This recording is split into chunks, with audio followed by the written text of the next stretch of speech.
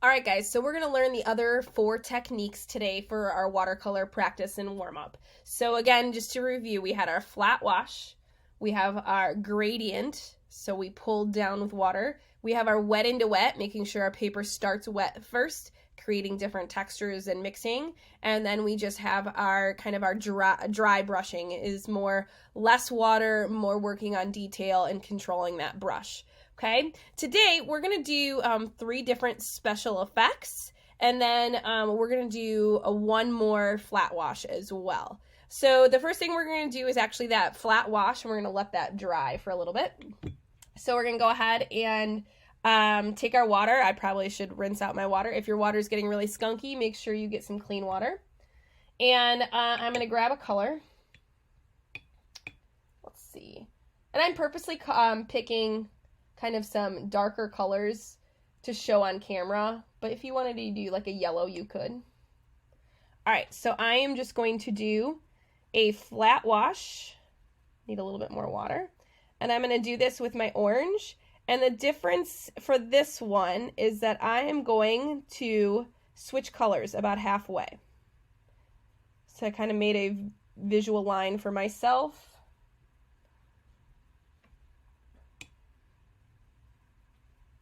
Trying not to make my paper too soupy. Happy medium with our watercolor. We want wet, we want movement with our pigment, but we don't want it soupy and we don't want it dry and scratchy either. Remember, we never want to push the brush too hard. We want to tickle it with the tip, holding our brush loosely. So I'm going to quickly wash my brush, rinse it off, and then I'm going to choose a color that's going to mix decently well with that orange. So I'm going to grab a red. I wouldn't want to pick a blue because then I'm going to end up with brown in other places. So then I'm going to come from the bottom. So I went from the top for the first one. And remember, you can use outlining as kind of a guide to hold your paint in one place. I'm moving relatively quickly because I don't want the orange that I initially did to dry up too fast. So I'm working my way up the road to that orange. All right, now the whole goal of this is to show you how you can kind of blend a color in between. So there's been a little bit of time, right, since I started the orange. So the orange is relatively dry, but not super dry. And you can kind of see that red is starting to creep up. As soon as I touched that orange, it's starting to creep up. So now I'm going to actually switch back to my orange, and I'm going to drop it a couple pieces in, and I'm going to blend that back the other way. What I am not going to do is I'm not going to the very top or the very bottom. I'm going to kind of stay in this middle ground area to blend and mix because I don't want to taint the pure red or the pure orange. I want them just to kind of blend happily in the middle. Okay, and then we're going to let that dry. Okay, so I'm going to go ahead and rinse out my brush. The next 3 that we're going to do are going to actually involve wet into wet. So yesterday we talked about making the wet into wet more like a firework and having it sort of like blend colors and do textures. Well, we're going to create textures, but we're going to do them with 3 different ways. You're going to hop down to your kitchen, so you can pause the video when needed. You're going to grab some rice. I have brown rice today, but you can use white rice, doesn't matter. And I have some salt. I have kosher salt today, so it's got a little bit more of a thicker crystal than just like regular table salt. But whatever you have on hand is fine.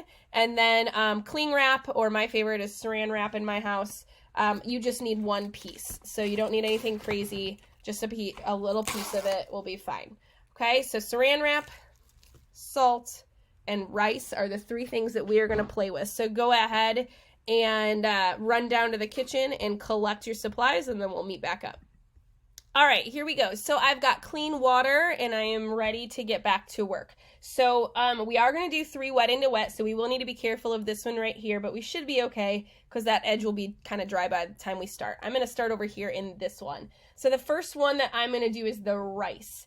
And the concept of these 3 different textures, guys, is to basically lay down a wet paper, pick a color, throw down some wetness, and then while it's still fresh and wet, you're going to basically drizzle some rice or some salt on top, and then we're going to let it dry. And what we're going to do is we're going to create a new texture with those items. It'll be very apparent in just a minute. So it's sort of like magic. People love it or hate it. It's kind of fun to do regardless of whether you're going to ever use it again in a project. So again, I'm going to pick up water. I am going to lay down a layer of water, and this time I'm going to do it across the entire rectangle. Normally we would want to keep our sectioning pretty small, but we're going to work really fast here. All right. And I'm going to start with just with a single color. So I'm going to grab green and I'm going to lay it down.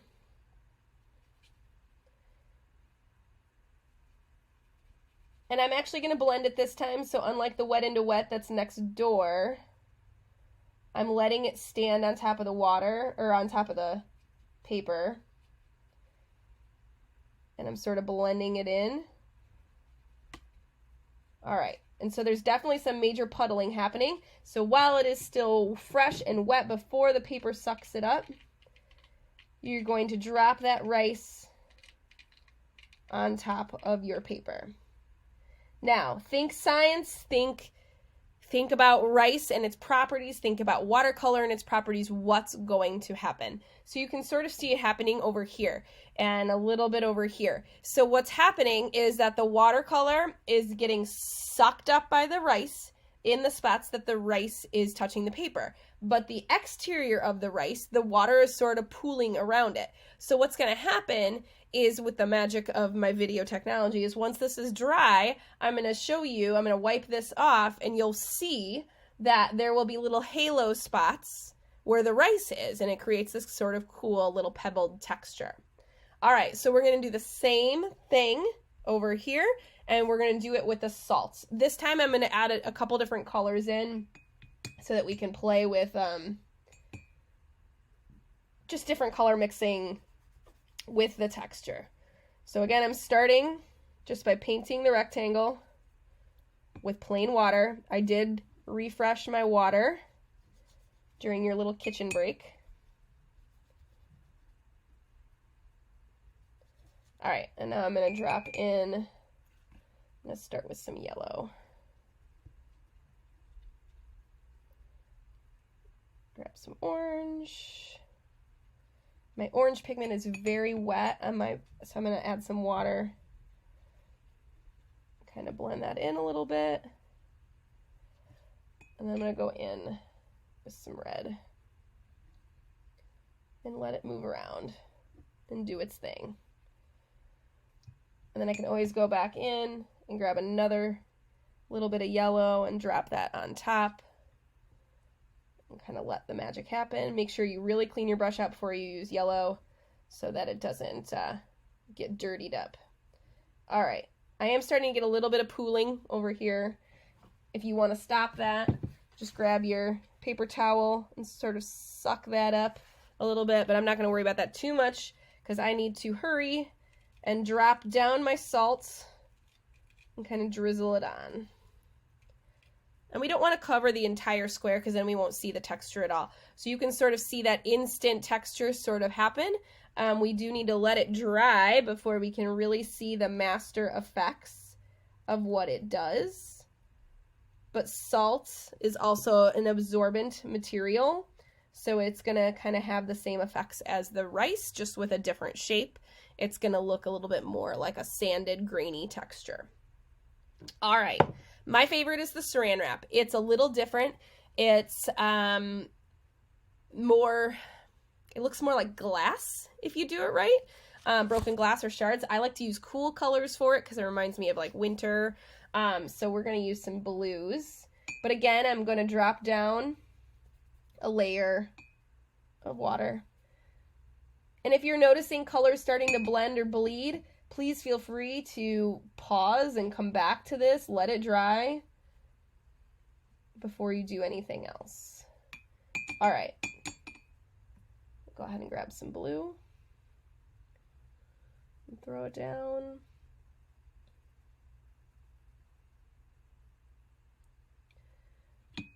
And then I'm going to grab a little bit of turquoise.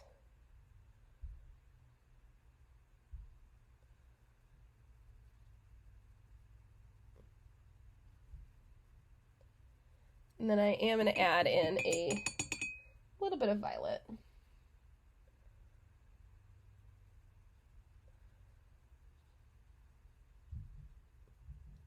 Just to change it up. All right, so now before it dries, you're basically going to take a semi-crinkled up piece of saran wrap and place it down on your paper and kind of press and hold for just a second so that it kind of dries and solidifies. So you can sort of see what's going to happen. You can see that pooling of the color because of like getting trapped in with the plastic. So we're going to watch what happens when that sort of dries. And I'm even going to use a little bit of, I'm going to use my tape to kind of hold this down. And we'll see what happens when it fully dries, and we'll see what kind of color textures come out. It's okay if it creeps into another one of your squares. It's, again, this is just practice for us, so no stress there. All right, so we're going to do the magic of video technology, and I'm going to do the great reveal once it is all dry. Okay, so I am going to peel off my tape carefully, and I like to kind of pull at like a downward sort of angle and go kind of slow. And it's okay if a little bit of the paper pulp comes off. I'm going to go ahead and pull off my saran wrap and throw that away.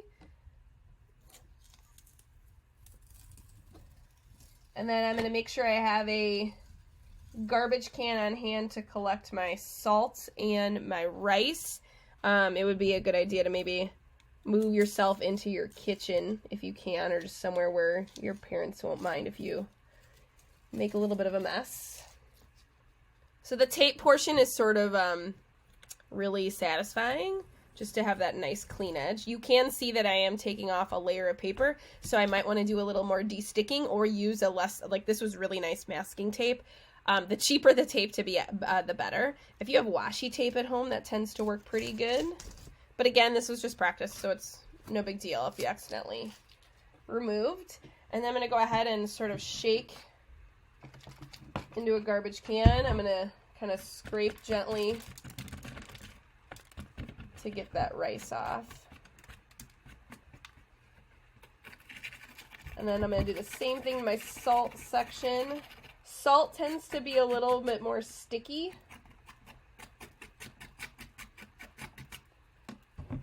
So don't panic if you can't get it all off.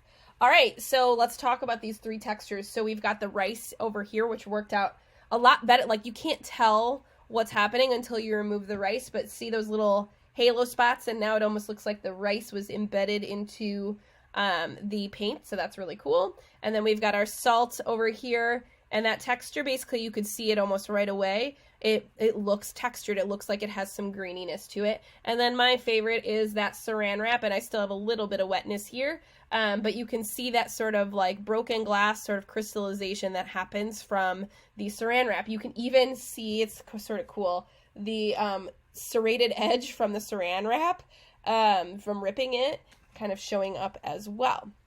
Okay, so the only other thing I wanted to show you is you could then take your paintbrush and you could experiment with any of these dry areas, and you could do some painting and some dry brushing over the top. So you could, you know, think about what color, you know, having a wash of color looks like underneath some of that mark making. Now I tend to make the same marks over and over, so I should try something a little bit different. So maybe I'll play with like triangles. And remember, the more water you use, the more transparent your paint will be. So you've got to kind of play with that too. And decide just like how pigment filled you want it to be. And how opaque it will be versus translucent. So I picked up more paint here. You can tell because it's a lot deeper of a color, and this is more transparent and you can almost see through to the color below. So go ahead and practice kind of pulling some, you know, interesting brush strokes and patterns on top of one of your washes. And you can do it on any of your washes. I wouldn't touch your texture ones, but any of the 3 total washes that are left are totally fine to play with. And you can you can play with like broad strokes versus small strokes. You could let these dry and you could paint over the top of them. Watercolor is definitely all about layering, and a lot of times you have to be very patient and you have to let things dry before you can go ahead and do that next layer. So this is it. This is our techniques for 5 through 8. So we did 1 through 4 yesterday, and now you've kind of got a lot under your belt to kind of decide what you want to do for our next project.